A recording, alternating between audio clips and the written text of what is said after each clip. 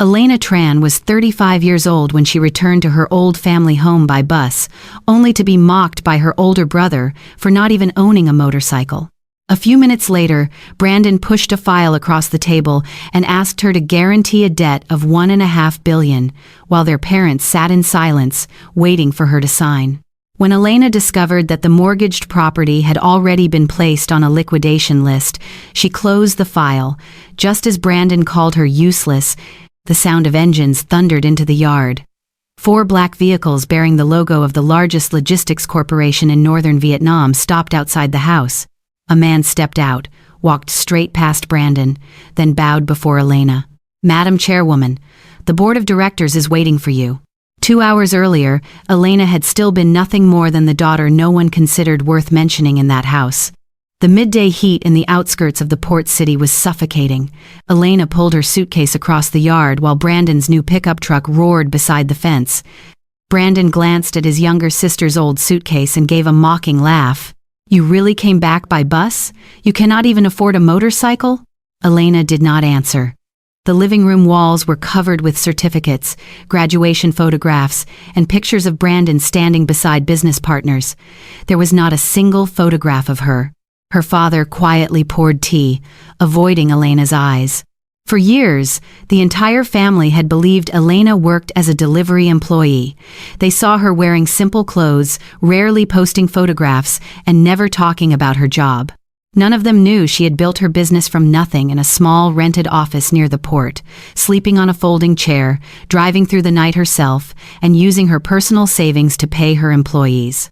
Elena had remained silent because she believed her family should not need to know how much money she earned in order to treat her with kindness. She had been wrong. The meal had barely begun when Brandon placed a thick file on the table.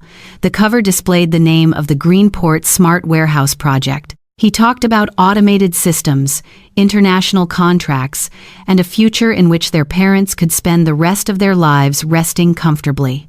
But Elena noticed her mother's hand tightening around her napkin. Her father lowered his head. This was not an invitation to invest. It was a carefully prepared act of family psychological manipulation. Brandon opened the file to the final page and pushed a pen toward Elena. "All you have to do is sign the guarantee. It is only $1.5 billion. The bank needs another person's name." Elena read every clause and realized the loan was not intended to build a new warehouse. It was being used to refinance the debt of a company that already had nearly $5 billion in bad debt, secured by the GreenPort property, which had already been placed on a liquidation list. Her mother spoke. "You have no husband, no children, and no property worth mentioning. What are you saving your money for if you will not help your brother?" Brandon leaned back in his chair. "Everyone in this family has sacrificed for you. Are you saying you cannot contribute even once?" Elena looked at each of them. No one asked whether she could afford to carry such a debt or why Brandon urgently needed the money. They simply assumed she was obligated to be useful to her brother. Then, Elena noticed the file number at the bottom of the page. The logistics corporation she had founded was preparing to participate in the auction for that very property the following week. She folded the papers closed and pushed the pen back toward Brandon. "I will not sign." The ceiling fan continued to spin, but the room became so quiet that the sound of paper brushing against the tabletop could be heard clearly. The smile vanished from Brandon's face. Elena's mother froze. Her father lowered his teacup. No one knew that her decision had not only saved Elena from a massive debt, it had also marked the beginning of the day when the entire truth about Brandon would be dragged into the light. Brandon shot to his feet and slammed his hand against the table, causing a teacup to tilt to one side. "You think refusing to sign ends everything? This family raised you, and now you are turning your back on your own brother?" Elena remained seated. Her gaze moved from her mother, whose face had turned red with anger, to her father, who was trying to remain silent, as though refusing to speak would free him from responsibility. Her mother pulled the file back toward Elena. "You only need to sign your name. Your brother is going through a difficult period in business. That is completely normal. If family members do not help one another, who else can we depend on?" Elena understood exactly how this kind of family psychological manipulation worked. Brandon made a mistake. Their parents transformed that mistake into Elena's obligation. If she refused, she would become selfish. If she agreed, the consequences would be pushed onto her shoulders. She was about to stand when the teacup on the table began to tremble slightly. The sound of engines echoed from outside the gate, growing heavier and more powerful with every second. 4 black vehicles entered through the narrow entrance, one after another. A silver emblem belonging to Tan Kang Logistics Group was displayed on the side of each vehicle. Brandon's expression changed immediately. His anger disappeared. He straightened his collar and hurried toward the door.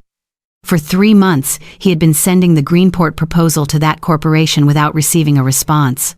In Brandon's mind, the convoy could only be carrying a contract that would save him. Elena's parents also rushed to their feet. Her mother adjusted her hair while her father opened the door wide. The first vehicle stopped in the middle of the yard. A man who appeared to be around 50 years old stepped out, followed by the chief financial officer, legal advisors, and members of the board of directors. Brandon walked forward with a wide smile. "Welcome. I am Brandon, the founder of GreenPort. I assume you have reviewed my proposal." The man gave him only a slight nod before walking straight past him. The group entered the living room.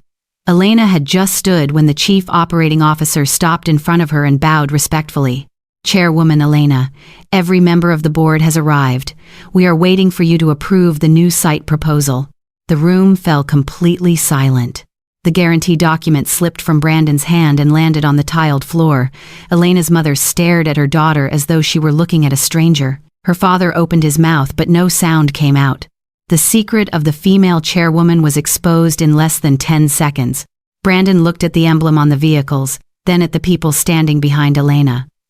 The younger sister he had just mocked was not a delivery employee. She was the founder of the corporation he had been begging to invest in his project for months. Elena's mother stepped backward, pressing one hand against her chest.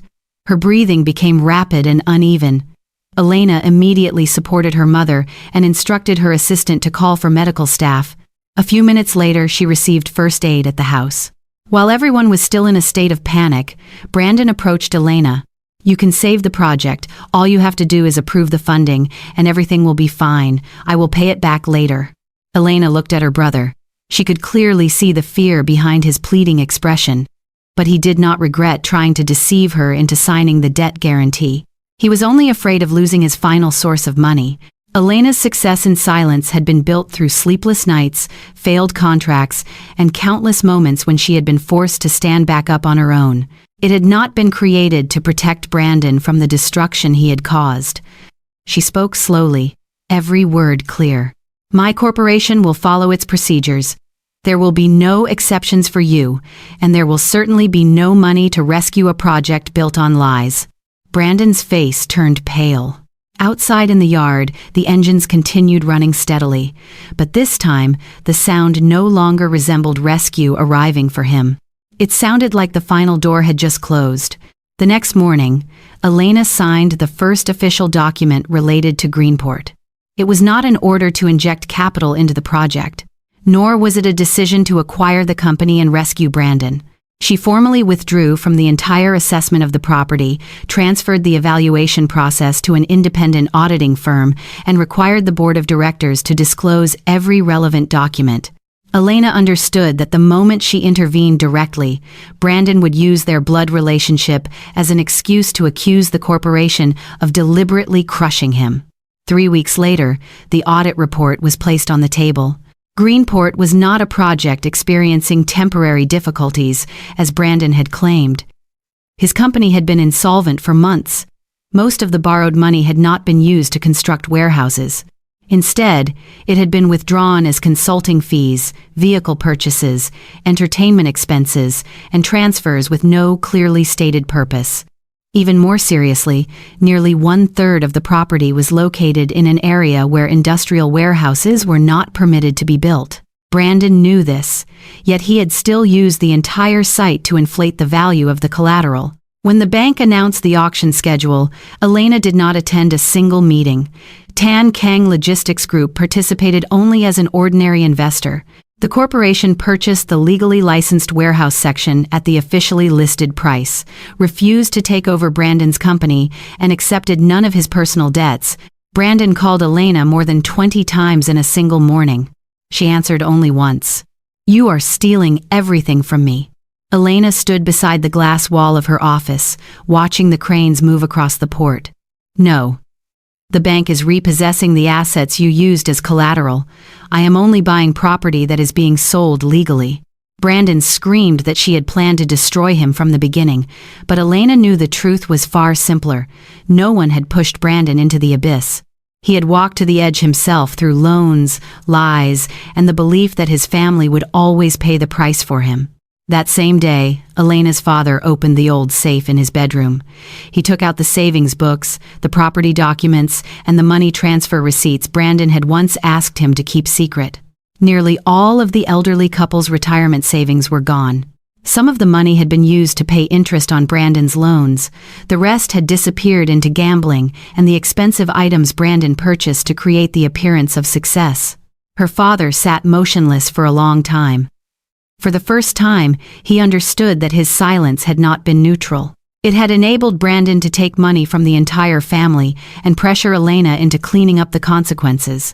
That evening, Brandon returned to the old family home with a lawyer and a prepared set of property transfer documents. He demanded that his parents transfer ownership of the house so it could be used as collateral one final time. Elena's father picked up the documents. Then he tore them in half. One page after another fell onto the floor in front of Brandon's stunned eyes. "Get out of this house. From today onward, you will take responsibility for what you have done." Brandon turned toward his mother, expecting her to defend him as she always had, but she only sat there clutching her chest, tears streaming down her face, unable to say a word. Elena felt no happiness when she heard that her brother had been thrown out. Her quiet success had not made her cold-hearted. She still paid all of her mother's medical expenses, hired a doctor to monitor her health, and appointed an independent financial advisor to manage what remained of her parents' assets. But she did not give them cash. Every medical bill was paid directly to the hospital. Their living expenses were transferred according to a fixed limit. The property documents were placed under the protection of a lawyer. Elena knew that if she left even the smallest opening, Brandon would find a way to return. Her mother asked, through her tears, "Do you no longer trust your family?" Elena remained silent for a few seconds before answering. "I am still helping you and Dad, but I will not continue financing his mistakes." It was a personal boundary Elena had needed nearly half her life to find the courage to establish. Family bonds can make people compassionate, but family bonds are not a free pass for deception, exploitation, and irresponsibility. 6 months later, the former GreenPort warehouse site was no longer a symbol of Brandon's loans and lies. The deteriorating buildings had been demolished. An automated cargo management system had replaced the falsified handwritten records. License plate recognition cameras operated around the clock. Convoys of trucks entered and left according to precise schedules, and drivers no longer waited in line for hours simply to obtain a signature. From the operations room on the highest floor, Elena stood behind a wide glass wall and watched the streams of cargo moving below. The place that had nearly become a trap, pulling her into a debt of $1.5 billion, had now become the most advanced transportation coordination center in the region. But Elena did not consider it a victory over Brandon. To her, it was simply proof that an asset used irresponsibly could still create value when placed in the hands of people willing to manage it properly. The old guarantee file still remained on Elena's desk. She kept the page with the empty signature line as a reminder. A single moment of weakness that day could have cost her years of work. Brandon no longer had the pickup truck he once parked in front of his parents' house. The bank repossessed it less than a month after the auction. His expensive suits, watches, and electronic devices were sold one after another to repay part of his debts. After the financial investigations concluded, he was forced to take a job at a warehouse in the southern part of the city. Brandon worked the night shift. Every evening he counted packages, operated a forklift, and signed off on each shipment. The work was more physically demanding than anything he had ever boasted about doing, but it was the first time in years that the money Brandon received had come from genuine labor. He still blamed Elena. On some nights, Brandon told his coworkers that his younger sister had stolen his project. But every time he looked at his paycheck and saw the amount deducted to repay his debts, he could no longer deny that he had personally signed every loan, withdrawn every sum of money, and constructed every lie. Elena made no attempt to make her brother suffer more. She also did not intervene to help him escape the consequences. That was the personal boundary she had chosen. Elena's parents changed more slowly than she had hoped. Her father began recording every expense and refused to sign any document unless a legal advisor had reviewed it first. He sold some unnecessary belongings to replace part of the retirement money they had lost. Her mother needed much longer to accept that her love for Brandon had caused her to treat her daughter unfairly. During their first few phone calls, she often avoided speaking directly and asked whether Elena could give her brother one more chance. Elena always gave the same answer. He can rebuild his life, but he has to do it himself. Only after several months did her parents begin learning how to say thank you without attaching a request afterward. Their regret came late. It could not erase the years in which Elena had been overlooked, but at least they had stopped treating her sacrifice as an obligation. One afternoon, Elena's father visited the GreenPort center. He stood silently for a long time in front of the operating system his daughter had built. He told her that he had once believed success meant owning a beautiful car, a large house, and photographs that made the neighbors jealous. Elena watched the convoys of trucks leaving the yard. I once believed success meant proving to everyone that they had been wrong about me. Later I realized I did not need their recognition to know my own worth. It was a lesson Elena had needed nearly half her life to understand. Financial freedom is not simply about possessing a great deal of money. It is the ability to make decisions without being controlled by fear, pity, or pressure from blood relatives. It is the right to refuse a debt that does not belong to you. It is the strength to help the people you love without continuing to support their mistakes. Elena had achieved success in silence. But her greatest victory was not found in the buildings, the contracts, or the convoys of vehicles outside. It was found in a single word she had once been too afraid to say: no. Have you ever been called selfish by your own relatives simply because you knew how to protect yourself and establish personal boundaries? Genuine respect should come from understanding, not from the benefits you can provide. If Elena's story reminds you of an experience from your own life, share your thoughts in the comments. Do not forget to like, share the video, and subscribe to the channel so you will not miss the next stories about self-respect, awakening, and the strength that comes from living by your principles.